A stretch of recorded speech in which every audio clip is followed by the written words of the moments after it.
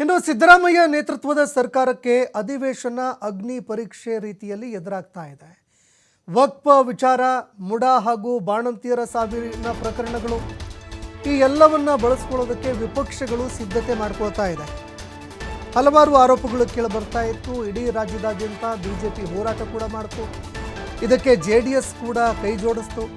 ವಕ್ಫ್ ವಿಚಾರ, ಮುಡಾ ವಿಚಾರಕ್ಕೆ ಸಂಬಂಧಪಟ್ಟಂತೆ ಸಿಎಂ ಸಿದ್ದರಾಮಯ್ಯ ಅವರ ಅವರನ್ನು ಅಧಿಕಾರದಿಂದ ಕೆಳಗಿಳಿಸುವ ಮಟ್ಟಕ್ಕೂ ಕೂಡ ಹೋರಾಟಗಳು ನಡೀತು. ಹೀಗಾಗಿ ಈ ಪ್ರಕರಣವನ್ನು ಪ್ರಮುಖವಾಗಿ ಬಳಕೆ ಮಾಡೋದಕ್ಕೆ ಅಂತ ಬಿಜೆಪಿ ಹಾಗೂ ಜೆಡಿಎಸ್ ಮುಂದಾಗ್ತಾ ಇದೆ. ಇನ್ನು ವಿಪಕ್ಷಗಳು ಕೂಡ ಸಾಕಷ್ಟು ಸಿದ್ಧತೆ ಮಾಡಿಕೊಂಡಿದ್ದಾವೆ.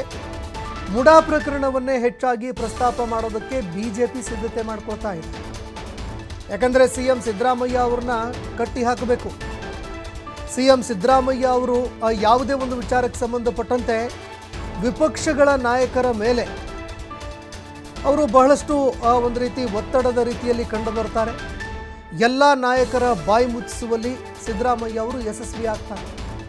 ಇದೇ ಕಾರಣಕ್ಕಾಗಿ ಸಿದ್ದರಾಮಯ್ಯ ಅವ್ರನ್ನ ಕಟ್ಟಿ ಹಾಕೋದಕ್ಕೆ ಅಂತ ಮುಡಾ ಪ್ರಕರಣವನ್ನೇ ಹೆಚ್ಚಾಗಿ ಪ್ರಸ್ತಾಪ ಮಾಡೋದಕ್ಕೆ ಬಿಜೆಪಿ ಸಿದ್ಧತೆ ಮಾಡ್ಕೊಳ್ತಾ ಇದೆ ಅನ್ನುವಂತಹ ಮಾತುಗಳು ಕೇಳಿಬರ್ತಾ ಇದೆ. ಮತ್ತೊಂದೆಡೆ ಬೈ ಎಲೆಕ್ಷನ್ ಗೆಲುವು ಏನಿದೆ, ಆ ಗೆಲುವು ರಾಜ್ಯ ಸರ್ಕಾರಕ್ಕೆ ಪ್ರಬಲ ಅಸ್ತ್ರವಾಗ್ತಾ ಇದೆ. ಅದನ್ನೇ ಮುಂದೆ ಇಟ್ಕೊಂಡು ವಿಪಕ್ಷಗಳಿಗೆ ಕೌಂಟರ್ ಕೊಡೋದಕ್ಕೆ ರಾಜ್ಯ ಸರ್ಕಾರ ಕೂಡ ಸಿದ್ಧತೆ ಮಾಡ್ಕೊಳ್ತಾ ಇದೆ. ಅಲ್ಲದೆ ಕೊರೋನಾ ಹಗರಣ ಏನು ನಡೆದಿತ್ತು ಅದಕ್ಕೆ ಸಂಬಂಧಪಟ್ಟಂತೆ ಬಿಜೆಪಿ ಬಾಯಿ ಮುಚ್ಚಿಸೋದಕ್ಕೆ ರಾಜ್ಯ ಸರ್ಕಾರ ತಂತ್ರ ಹೂಡ್ತಾ ಇದೆ.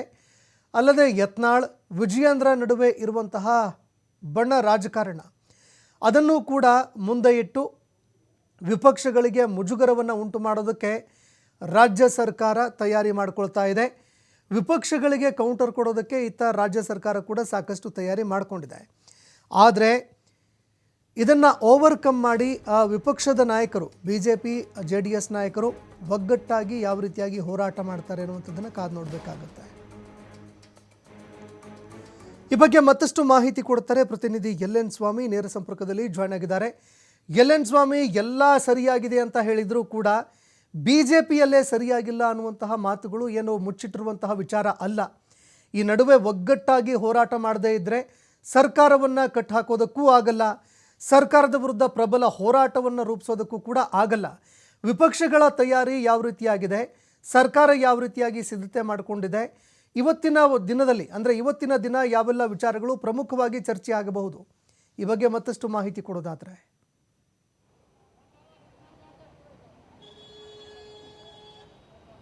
ಸಂತೋಷ, ಬೆಳಗಾವಿಯ ಚಳಿಗಾಲದ ಅಧಿವೇಶನ ಇವತ್ತಿನಿಂದ ಪ್ರಾರಂಭ ಆಗ್ತಾ ಇದೆ.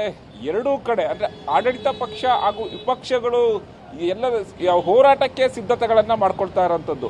ಅಂದರೆ ಬೆಳಗಾವಿ ಚಳಿಗಾಲದ ಅಧಿವೇಶನ ಸಾಕಷ್ಟು ವಿಚಾರವನ್ನು ಕುತೂಹಲಗೊಳಿಸಿದೆ ಮತ್ತು ಈ ಚಳಿಗಾಲದ ಅಧಿವೇಶನದಲ್ಲಿ ಯಾರ ಕೈ ಮೇಲಾಗುತ್ತೆ ಅನ್ನೋದು ಕೂಡ ಸಾಕಷ್ಟು ಕುತೂಹಲ ಮೂಡಿಸ್ತಾ ಇರೋಂಥದ್ದು. ಒಂದು ಕಡೆ ಆಡಳಿತ ಪಕ್ಷವನ್ನು ಕಟ್ಟಿ ಹಾಕೋದಕ್ಕೆ ವಿಪಕ್ಷಗಳು ಅಂದರೆ ಜೆಡಿಎಸ್ ಬಿಜೆಪಿ ನಾಯಕರು ಸಾಕಷ್ಟು ರೀತಿಯ ಸಿದ್ಧತೆಗಳನ್ನು ಮಾಡ್ಕೊಳ್ತಾ ಇದ್ರೆ, ಮತ್ತೊಂದು ಕಡೆ ವಿಪಕ್ಷಗಳನ್ನು ಕಟ್ಟಿ ಹಾಕೋದಕ್ಕೆ ವಿಪಕ್ಷಗಳ ಆರೋಪಗಳಿಗೆ ಟಕ್ಕರ್ ಕೊಡೋದಕ್ಕೆ ಆಡಳಿತ ಪಕ್ಷವು ಕೂಡ ದಾಖಲೆ ಸಮೇತ ನಾವು ಎಲ್ಲದಕ್ಕೂ ಉತ್ತರ ಕೊಡ್ತೀವಿ ಎಂಬ ಈಗಾಗಲೇ ಸಂದೇಶವನ್ನು ರವಾನಿಸಿರುವಂಥದ್ದು. ಅಂದರೆ ಇವತ್ತು ಅಧಿವೇಶನದ ಪ್ರಾರಂಭದ ದಿನ, ಇವತ್ತು ಒಂದಿಷ್ಟು ವಿಚಾರಗಳನ್ನು ರೈಸ್ ಮಾಡೋದಕ್ಕೆ ವಿಪಕ್ಷಗಳು ಕೂಡ ಸಾಕಷ್ಟು ಸಿದ್ಧತೆಗಳನ್ನು ಮಾಡ್ಕೊಳ್ತಾ ಇದೆ. ಒಂದು ಕಡೆ ವಕ್ಫ್ ಭೂ ವಿವಾದಕ್ಕೆ ಸಂಬಂಧಪಟ್ಟಂತೆ ಸಾಕಷ್ಟು ಹೋರಾಟಗಳನ್ನು ಮಾಡ್ತಾ ಇತ್ತು. ಆ ಹಿನ್ನೆಲೆಯಲ್ಲಿ ಸರ್ಕಾರವನ್ನು ಇನ್ನಷ್ಟು ಇಕ್ಕಟ್ಟಿಗೆ ಸಿಲುಕಿಸೋದಕ್ಕೆ, ಜೊತೆಗೆ ವಕ್ಫ್ ಭೂ ವಿವಾದಕ್ಕೆ ಸಂಬಂಧಪಟ್ಟಂತೆ ಕೆಲವೊಂದು ತಿದ್ದುಪಡಿಗಳನ್ನು ಆಗಲೇಬೇಕು ಎಂಬ ಕಂಡೀಷನನ್ನು ಈಗಾಗಲೇ ಹಾಕಿರುವಂಥದ್ದು. ಈ ವಿಚಾರಕ್ಕೆ ಸಂಬಂಧಪಟ್ಟಂತೆ ಬಿಜೆಪಿ ನಾಯಕರು ಈಗಾಗಲೇ ಎಲ್ಲ ರೀತಿಯ ಸಿದ್ಧತೆಗಳನ್ನು ಮಾಡ್ಕೊಳ್ತಾ ಇರೋದು. ಜೊತೆಗೆ ಆಡಳಿತ ಪಕ್ಷವನ್ನು ಕಟ್ಟಿ ಹಾಕೋದಕ್ಕೆ ಬಿಜೆಪಿ ಹಾಗೂ ಜೆಡಿಎಸ್ ನಾಯಕರು ಒಟ್ಟಾಗಿ ತಮ್ಮ ಶಕ್ತಿ ಪ್ರದರ್ಶನಕ್ಕೆ ಮುಂದಾಗಿರುವಂಥದ್ದು.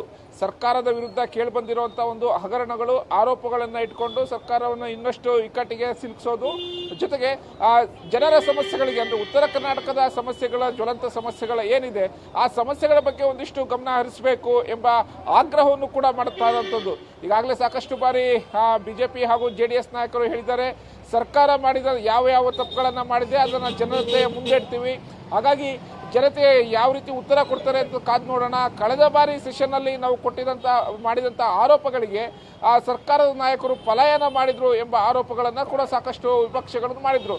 ಆದರೆ ಈ ಬಾರಿಯ ಚಳಿಗಾಲದ ಅಧಿವೇಶನದಲ್ಲಿ ಆರೋಪಗಳು ಅಂದರೆ ಭೂ ವಿವಾದ ಆಗ್ಬೋದು ಅಥವಾ ಸಿಎಂ ವಿರುದ್ಧ ಕೇಳಿಬಂದಂತಹ ಮೂಡ ಹಗರಣಕ್ಕೆ ಸಂಬಂಧಪಟ್ಟಂತೆ, ವಾಲ್ಮೀಕಿ ಹಗರಣ ಸಂಬಂಧಪಟ್ಟಂತೆ, ಜೊತೆಗೆ ಇತ್ತೀಚಿನ ಕೆಲ ದಿನಗಳ ಹಿಂದೆ ಬಾಣಂತಿಯರ ಸಾವು ಕೂಡ ಈ ಚಳಿಗಾಲದ ಅಧಿವೇಶನದಲ್ಲಿ, ಬೆಳಗಾವಿಯ ಅಧಿವೇಶನದಲ್ಲಿ ಸಾಕಷ್ಟು ಒಂದು ಪ್ರತಿಧ್ವನಿಸುವ ಸಾಧ್ಯತೆಗಳು ಇದೆ. ಈಗಾಗಲೇ ಇದೇ ವಿಚಾರವನ್ನು ಇಟ್ಕೊಂಡು ಆರೋಗ್ಯ ಸಚಿವ ದಿನೇಶ್ ಗುಂಡೂರಾವ್ ಅವರ ರಾಜೀನಾಮೆಗೂ ಕೂಡ ವಿಪಕ್ಷ ನಾಯಕರು ಒತ್ತಾಯ ಮಾಡ್ತಾ ಇರೋದು, ತನಿಖೆಗೆ ಆಗ್ರಹ ಮಾಡಬೇಕು ಅನ್ನೋದು. ಜೊತೆಗೆ ಈಗಾಗಲೇ ಈ ತನಿಖೆ ಹೆಚ್ಚಿನದಾಗಿ ತನಿಖೆ ಮಾಡಬೇಕು ಅಂತ ಬಿಜೆಪಿ ನಾಯಕರು ಏನೋ ಲೋಕಾಯುಕ್ತಕ್ಕೆ ದೂರನ್ನು ಕೊಟ್ಟಿರುವಂಥದ್ದು. ಈ ಎಲ್ಲ ಹಿನ್ನೆಲೆಯಲ್ಲಿ ಇವತ್ತಿನ ಚಳಿಗಾಲ ಅಧಿವೇಶನದಲ್ಲಿ ಸರ್ಕಾರದ ವಿರುದ್ಧ ಸಾಕಷ್ಟು ಒಂದು ಆರೋಪಗಳನ್ನು ಮಾಡಿ ಇಕ್ಕಟ್ಟಿಗೆ ಸಿಲುಕುವ ಪ್ಲಾನ್ ಒಂದು ಕಡೆ. ಆದರೆ ಇದನ್ನು ಹೊರತುಪಡಿಸಿದ್ರೆ ಸರ್ಕಾರದ ನಾಯಕರು ಕೂಡ ಸಾಕಷ್ಟು ಸಿದ್ಧತೆಗಳನ್ನು ಮಾಡ್ಕೊಳ್ತಾ ಇದ್ದಾರೆ. ಯಾಕೆಂದರೆ ವಿಪಕ್ಷಗಳು ಕೇಳುವಂತಹ ಒಂದು ಪ್ರಶ್ನೆಗಳಿಗೆ ನಾವು ದಾಖಲೆ ಇಟ್ಟು ಮಾತಾಡಬೇಕು, ಜೊತೆಗೆ ತೀಕ್ಷ್ಣವಾಗಿ ಉತ್ತರ ಕೊಡಬೇಕು. ಇಲ್ಲವಾದ ಪಕ್ಷದಲ್ಲಿ ಈಗಾಗಲೇ ಸಾಕಷ್ಟು ಆರೋಪಗಳನ್ನು ಮಾಡಿ ಯಶಸ್ವಿಯಾಗಿದ್ದಾರೆ. ಇನ್ನೊಂದಿಷ್ಟು ಮುಜುಗರಕ್ಕೆ ನಾವು ಒಳಗಾಡಬಾರದು ಎಂಬ ವಿಚಾರವನ್ನು ಸಿಎಂ ಸಿದ್ದರಾಮಯ್ಯನವರು ಈಗಾಗಲೇ ತಮ್ಮ ಸಚಿವರಿಗೆ ಸೂಚನೆ ಆದೇಶವನ್ನು ಕೊಟ್ಟಿರುವಂಥದ್ದು. ಇಲಾಖಾವಾರು ಬಂದಂಥ ಸಂದರ್ಭದಲ್ಲಿ ಇಲಾಖಾವಾರು ಎಷ್ಟೆಷ್ಟು ಅಭಿವೃದ್ಧಿಯಾಗಿದೆ, ಯಾವ ಮಾಹಿತಿಗಳನ್ನು ವಿಪಕ್ಷಗಳ ನಾಯಕರ ಕೇಳ್ತಾರೆ, ಸಮರ್ಪಕವಾಗಿ ನೀವು ದಾಖಲೆ ಸಮೇತ ಉತ್ತರ ಕೊಡಬೇಕು ಎಂಬ ಆದೇಶವನ್ನು ಈಗಾಗಲೇ ಸಚಿವರಿಗೆ ಮಾಡಿದ್ದಾರೆ. ಜೊತೆಗೆ ಬಿಜೆಪಿ ಹಾಗೂ JDS ಕಾಲದಲ್ಲಿ ಆಗಿದ್ದಂತಹ ಹಗರಣಗಳನ್ನು ನಾವು ಬಿಚ್ಚಿಡೋಣ, ಅವರ ಆರೋಪಗಳಿಗೆ ನಾವು ದಾಖಲೆ ಸಮೇತವಾಗಿ ಅವರ ಕಾಲದಲ್ಲಿ ಅಧಿಕಾರಾವಧಿಯಲ್ಲಿ ನಡೆದಂತಹ ಭ್ರಷ್ಟಾಚಾರಗಳನ್ನು ದಾಖಲೆ ಸಮೇತ ಇಡೋಣ.